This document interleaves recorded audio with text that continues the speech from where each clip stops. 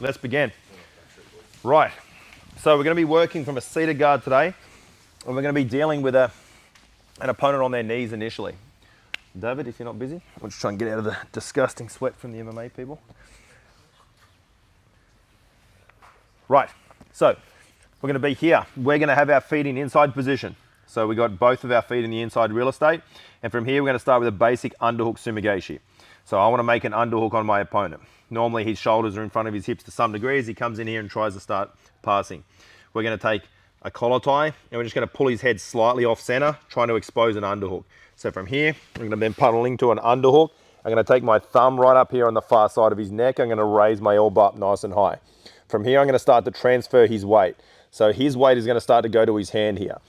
Before I put too much weight on it, I'm going to start to now collect the elbow. I'm going to pinch it up and pull my elbow into my rib line. Sit back, please. And then from here now, I'm going to start to take him up and over my right corner. So I'm not taking him directly sideways. I'm taking up and over the top corner. And I'm going to round my body out. And I'm going to make sure that his head is much lower than mine. I don't want my head to fall down low here.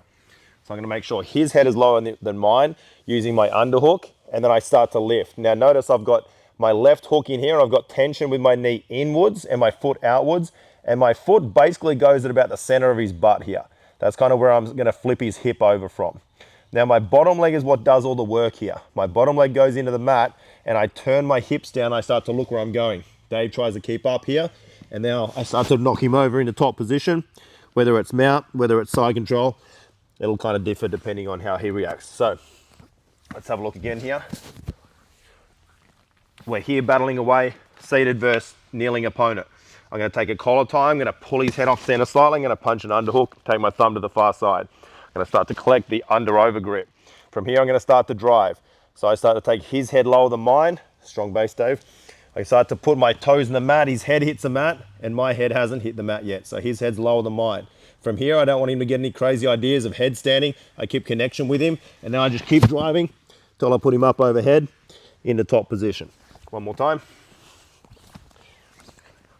We're here in a seated guard, fighting away, pull the head off center. I start to take the over-under, sumigashi onto his back, top position. Let's go.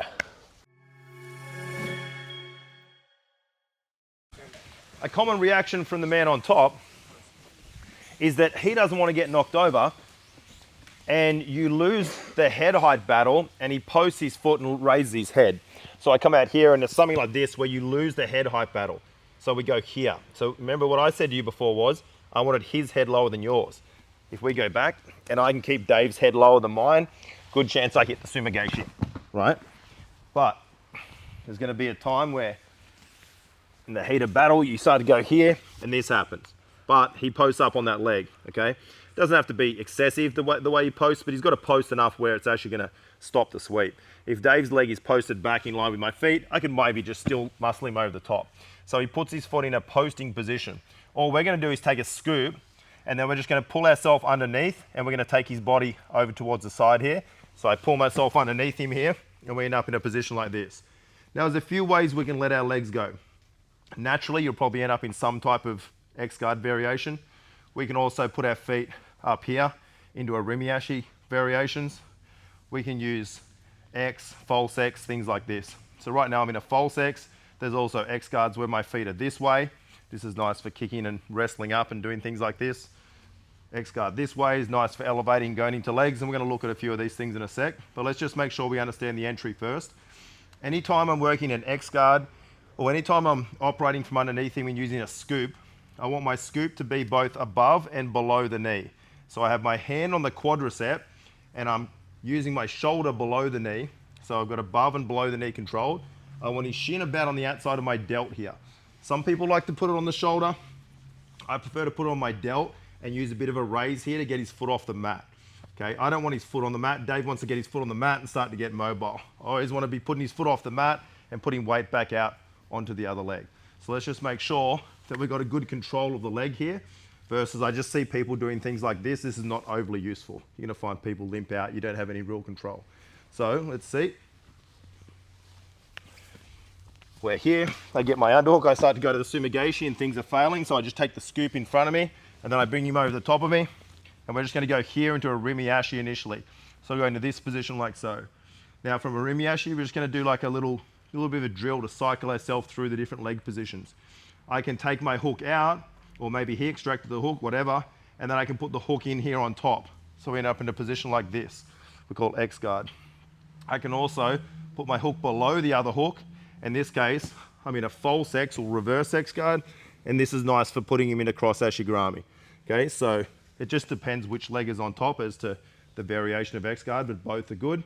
Both of them limit his movement forward and back. So one last time, we're here, battling away. I get the underhook, I start to hit that sumigaeshi, he comes up, I scoot the leg, and we go to here.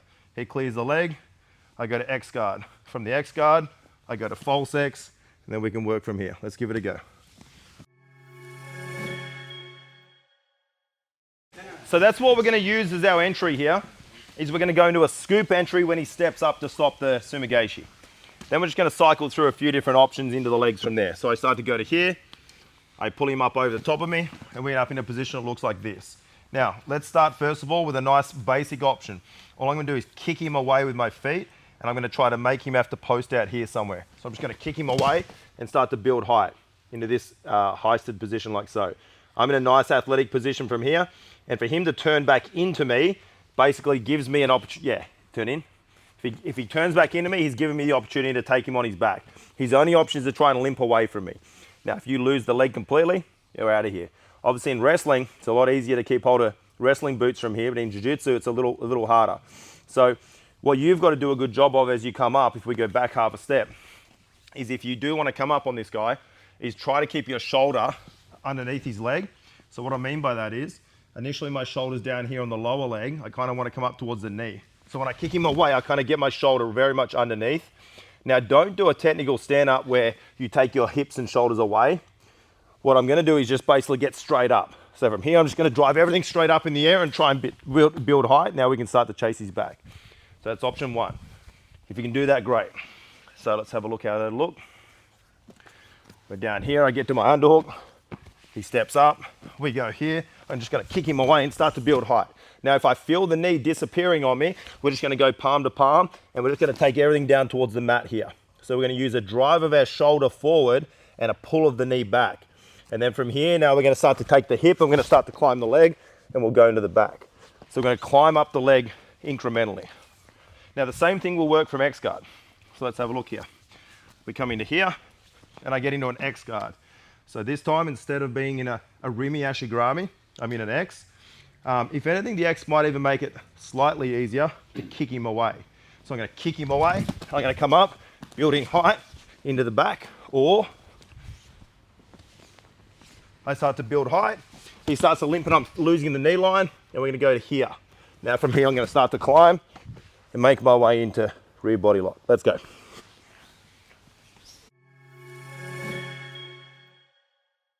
Okay, right, so using your Orimiashi and your X guard to get up is a fantastic idea. Now let's have a look. If we don't use a standard X and we use what we call a false X, where I switch my legs, or reverse X, where I switch my legs the other way. Now, at this stage, we've had an opponent on their knees. If Dave tries to build weight up to his feet, he might do this. All we're going to try and limit his ability to put weight onto this leg and then start to maybe back step and do things like that. So we're going to try and keep his weight out onto the other leg and keep his foot up off the mat using a flaring motion.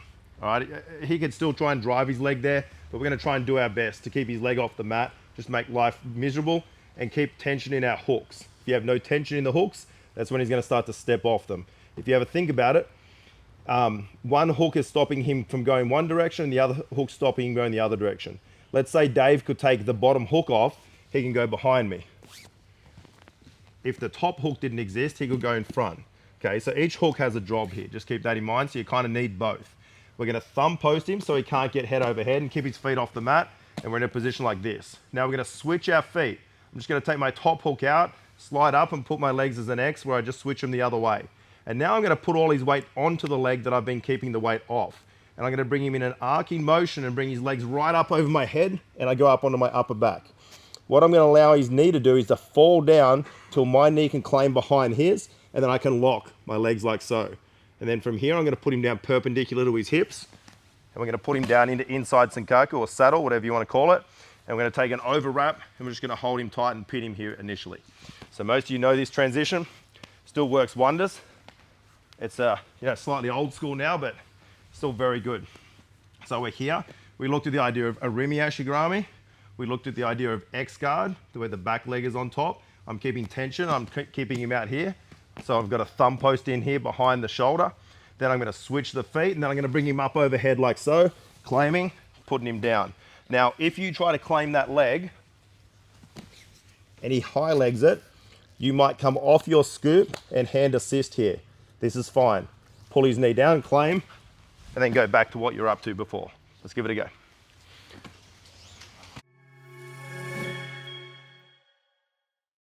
So we're going to go from our X guard position. I'm going to X guard. I've shown you guys how to switch into a false X. Now, I know some of you probably feel like it's astrophysics trying to work out which leg goes on top of each other. That will come with time. Just do the best you can. Because if you have a standard X and you try to do the elevation I just showed you, you're going to punch yourself into something that's like a broken down outside Ashigarami. So just keep in mind, standard X guard, your back leg is on top, and with a false X, your back leg goes on bottom. I'm not sure how else we can explain it. Now, what can happen here is, instead of stopping me from claiming his knee line by pointing it up to the sky, what some people will do is they extract their knee line out long and go back. So as I try to claim the knee line, he slips the knee like this, all right? And you're like, okay, well that knee line's gone. What am I gonna do next? All we're gonna do is widen our leg and we're gonna lock a triangle here. And now we have the beginnings of what we refer to as a bear trap type position. Now, what Dave really probably should try and do here is turn away from me and unwind this. He's got to be careful, it's a bad spot. But some people will try to come into you, and this is a bit of a mistake on his behalf. If they try to come into you, we're going to put him in a calf slicer here. And we're going to be, Dave actually got a nice submission with this in a subversion match recently. We're going to just look to make some type of upper body grips. Double unders are probably a pretty good idea. So I'm going to just, as he comes into me, take an underhook, and just join a 10-finger grip and pull his chest into mine. Now from here, I make sure I'm locking my legs in a triangle fashion, or you could take heel to heel, but the only thing here is I don't want to run the risk of slipping his foot out if he's very bendy. So I'm going to lock the triangle so I have a posting ability on the ball of my foot. I'm going to widen my knee as much as possible, and then I'm going to start to drive my hips up as I pull my knees outwards. And you're going to put some pretty serious pressure on people's knees here. White belts, we won't use this in training. Color belts, be careful. I accidentally popped UFC's knee with this last night, but it was because he didn't tap, not because I put it on quickly. It was his fault. You sound like me. Shut up. So we're here.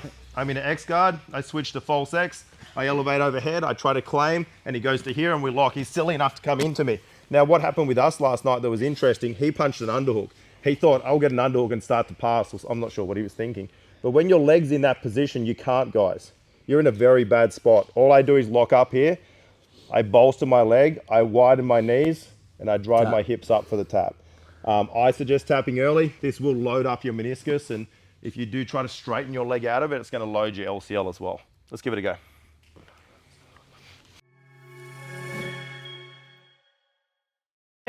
Let's just run through how we've cycled through so far. We had a kneeling opponent. We're battling away. I managed to get to an underhook and do a great job. If I could sumigashi him, great, but the head comes high, so I just take a scoop, I pull him over the top of me, and we come into here. I can go into X guard. We're fighting away. Maybe he builds height to his feet. I'm going to go to false X. I start to elevate. If his knee falls, fantastic. If it comes out, we can go into bear trap options. Now, what if he just high legs up and points his feet at the ceiling? This can be a bit of a pain. Now, what we're going to do is we're going to take our foot and we're going to post on his adductor. And we're going to start here, this idea of spinning the leg. So I start to spin the leg and then we start to put him into a position like so, where we pass the leg. Now, you could let the leg fall down into a cross ashigarami, or you could pass the leg to the outside, in which case we're in a reaping situation with this inside ashigarami. And then from here, it's up to you, whether you want to get back onto your outside hip and start to look for exposure, or whether maybe your opponent starts to hit a turnout. And then from here, we go into exposure. Maybe he pummels the leg. He starts to go on you, and you go back to control here initially. You start to turn out. And then we're starting to get into positions here where we're exposing. I'm not going to go through all the follow-ups. We're going to work on the idea of spinning the leg at this stage. So the idea is we'll start from an X. I'm here. We come up to a standing position. I've switched to false X and I've started to go here. What I'm going to do is take a posted foot, I extract my other leg, and I spin the leg like so, and I go in underneath here. From here, I'm going to pass, and then we can start to build up into all of our attacks from here. Or you could let the leg fall. You can come up and start to chase the inside. So let's go one more time. Now guys, remember this is an all levels class. The idea behind this session is that it appeals to everybody. So for my newer people, 1 or 2 moves ago, you may have reached your threshold of where you can get to at this stage. Just keep practicing the stuff that you can do. Everyone else, let's make sure we're extending a little bit. So we're here. I switch my feet, I elevate, and he goes into a high leg. So I just kick him over and I spin the leg. Then from here, we're coming up, following up with attacks. Let's give it a go.